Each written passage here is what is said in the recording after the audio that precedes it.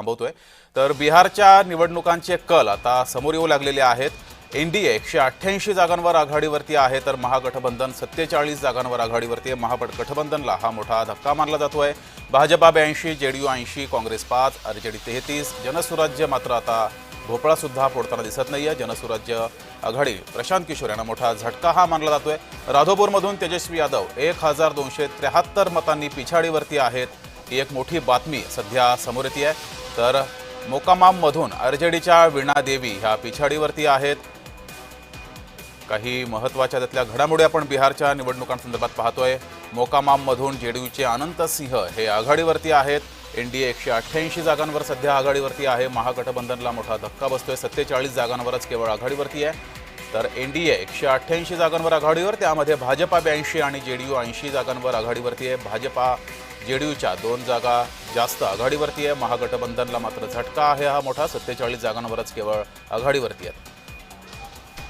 बिहार निवडणुकांचे कल हे आता समोर येऊ लागलेले आहेत। काही निकाल सुद्धा काही वेळामध्ये समोर येतील। भाजपा 82, जेडीयू 80 जागांवर आघाडीवरती आहे। काँग्रेस केवळ 5 जागांवरती आघाडीवरती आहे।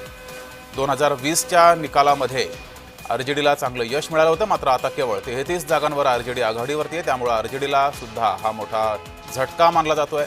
मात्र दुसरीकडे एनडीएनं चांगलं यश मिळवलेलं आहे। 188 जागांवर तब्बल आघाडीवरती आहे। भाजपा 82, जेडीयू 80 जागांवर आघाडीवरती आहे।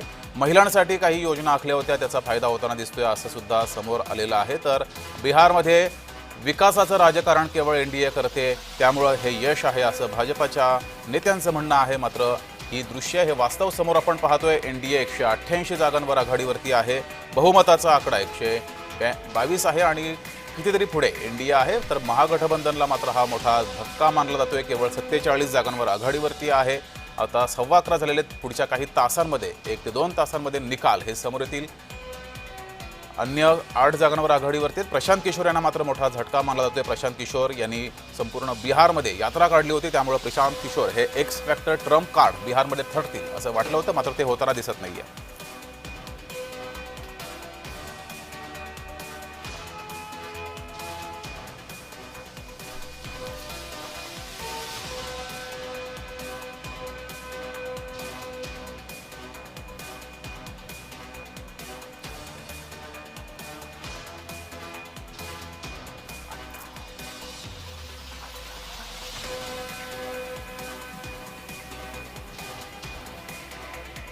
तर ही दृश्य आपण पाहतोय। निकाल आता हळूहळू समोर येऊ लागलेले आहेत।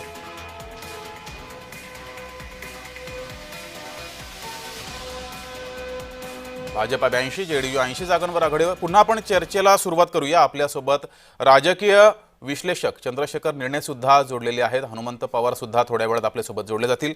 चंद्रशेखरजी, राजकीय विश्लेषक म्हणून तुम्ही या निकालाचं विश्लेषण कसं कराल? अजून कल समोर येत आहेत, तरी आता निकाल याच्यापेक्षा काही वेगळा असेल असं वाटत नाहीये। कसं विश्लेषण करताय? बरोबर आहे। आता जरी कल असले तरी हा निकालच पुढे स्थापित होईल अशी शक्यता आता भरपूर आहे। असं दिसतंय की मतदारांनी आतापर्यंतचे 20 वर्ष जी कामं झाली नितीश कुमारांच्या नेतृत्वाखाली त्याच्यावरती विश्वास दाखवलाय आणि 20 वर्षाच्या आधी जे जंगलराज होतं त्याची आठवण अजून लोकांच्या मनातनं गेली नाहीये। हे त्यातलं महत्त्वाचं गमक आहे। आणि आणखी एक यावेळेला घडून आलेली गोष्ट म्हणजे महिलांनी या निवडणुकीमध्ये फार मोठा एक भाग घेतलेला आहे। निवडणुकीचं पर्सेंटेज आपण बघितलं तर प्रतिशत किती वाढलेलं आहे, 61 आणि 67 अशा प्रतिशताचे मतदार आलेले आहेत आणि त्याच्यात महिलांचं प्रमाण लक्षणीय आणि जास्त आहे। लक्षात घ्या की जंगलराजचा सर्वात जास्ती त्रास महिलांना होतो। महिलांना घरात शौचालयसुद्धा नव्हतं, अशा परिस्थितीमध्ये काँग्रेस आणि त्यांच्या बाकी सगळ्यांनी, लालू यादव आणि या लोकांनी ठेवलं होतं। त्याचा त्रास त्यांना सर्वात जास्त होतो आणि त्याच्यातनं मोदी सरकारने त्यांची मुक्तता केली, हे त्या विसरलेल्या नाही आहेत। आणि यावेळेला त्यांनी अगदी म्हणजे भरभरून मतदान करून दाखवून दिलेलं आहे की आम्हाला असं राज्य पाहिजे। पूर्वीचं जे राज्य होतं तसं नाही। अहो, तुम्हाला नोकरी देतो त्याच्याबद्दल तुमची बापदादांनी दिलेली जमीन लिहून द्या, असे आरोप ज्या लोकांवरती आहेत, तेजस्वी यादव आणि सगळा लालू यादव कुटुंब, त्या लोकांनी मतांची अपेक्षा करायला जाणं म्हणजे बेशरमपणाचा कळस आहे। परंतु तो त्यांनी केला, कारण राजकारण हे अपरिहार्य असते। पण मला वाटतं मतदार शून्य आहेत आणि त्यांच्या लक्षात आलं की हा बेशरमपणा यांनी केला असला तरी आपण मात्र ज्याला लॉयल्टी म्हणतात ज्याला इमानदारी म्हणतात, की ज्यांनी आपलं भलं केलं त्यांना आपण मत दिलं पाहिजे, ही भावना आली आणि पुन्हा महिला भयरहित मत करतायत. हे लक्षात घ्या हं. कारण बिहारसारख्या ठिकाणी आपल्याला माहिती आहे की महिलांची स्थिती काही मुंबईतल्या महिला वेगळ्या आणि बिहारच्या महिला वेगळ्या, तर त्यांना यावेळेला भीती दिसत नाही आहे त्या. आणि एक फार तुम्हाला गंमत सांगतो, हो, नरेंद्र मोदींनी एक छोटीशी घोषणा दिली हो, की पहिले मतदान फिर जलपान. म्हणजे स्त्रियांनी घरामध्ये त्यांचं काही किचन आणि स्वयंपाक रिलेटेड कामं सोडून आधी त्या मतदानाला गेल्या. किती साधी घोषणा आहे. घोषणाला मोठ्या यात्रा काढायची गरज नसते. आता या सगळ्या लोकांनी यात्रा काढल्या, जनसुराजनी यात्रा काढली, राहुल गांधी तर काय यात्रेकरूच झालेले आहेत आणि आता त्यांच्या यात्रेचा पुढचा पडाव बहुतेक इटाली आणि इंग्लंड असावा, कारण तुमच्या इथे फोटोत ते दिसत आहेत परंतु प्रत्यक्षात ते दिसतच नाही आहे. तो यावेळेला तरी त्यांनी धाडसानी पुढे जायला पाहिजे ना, की मला 4 जरी जागा मिळाल्या तर का मिळाल्या याबद्दल त्यांनी उत्तर द्यायला पाहिजे, परंतु ते दिसले नाहीत. तर असे पळपुटे बाजीराव त्यांना मतं द्यायची नाही हे बहुतेक बिहारच्या सूज्ञ मतदारांनी ठरवलेलं आहे. मला असं वाटतं की राजदचं खरं नुकसान झालं ते राहुल गांधी आणि त्यांच्या पक्षाने केलेलं आहे. गेल्या वेळेलाही असंच झालं होतं. 70 जागा त्यांनी राहुल गांधींच्या पक्षाला दिल्या होत्या आणि त्यातनं त्यांनी काहीतरी 14 जागा फक्त निवडून आणल्या होत्या, अशी परिस्थिती होती. यावेळेला काही वेगळी परिस्थिती झालेली नाही आहे. आपलं पार्टनर कोण असावा हे सुद्धा नीट निवडावं लागतं. माझ्या मते भाजपनी त्यांचे जे पार्टनर आहेत, त्यांचे जे सह उमेदवार कोणाला करायचं ते सगळं, चिराग पासवान घ्या, आणखीन इतर जे आहेत त्यांना योग्य रीतीने निवडलेलं होतं.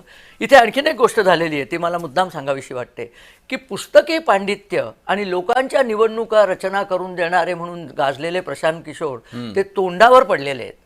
पण त्यांचं कौतुक आणि कौतुक एवढं की त्यांना आधीच कळलं होतं की आपली वाट लागणार आहे, म्हणून त्यांनी स्वतः काढता पाय घेतला होता. आपण पाहिलंच होतं. त्यांचे उमेदवार सुद्धा कुठे आलेले नाहीत आणि मला वाटतं त्यांच्या उमेदवारांनी विरोधी पक्षाच्या उमेदवारांची मतं कापली असं सुद्धा झालेलं नाही आहे. त्यांना बिहारच्या मतदारांनी नगण्य ठरवलेलं आहे. तर असे नगण्य गणंग हे जितक्या लवकर बाहेर जातील राजकारणाच्या रिंगमधनं, तेवढा भारताचा सुदिन जवळ आहे असं मला म्हणायला हरकत नाही. प्रशांत किशोर यांना नगण्य ठरवणं यामध्ये काय तुम्हाला नेमकी कारणं वाटतात? मला वाटतं प्रशांत किशोर हे इतरांनी काय करावं हे सांगण्यात वस्ताद होते, पण स्वतः ते करण्यामध्ये पुष्कळदा असं असतं की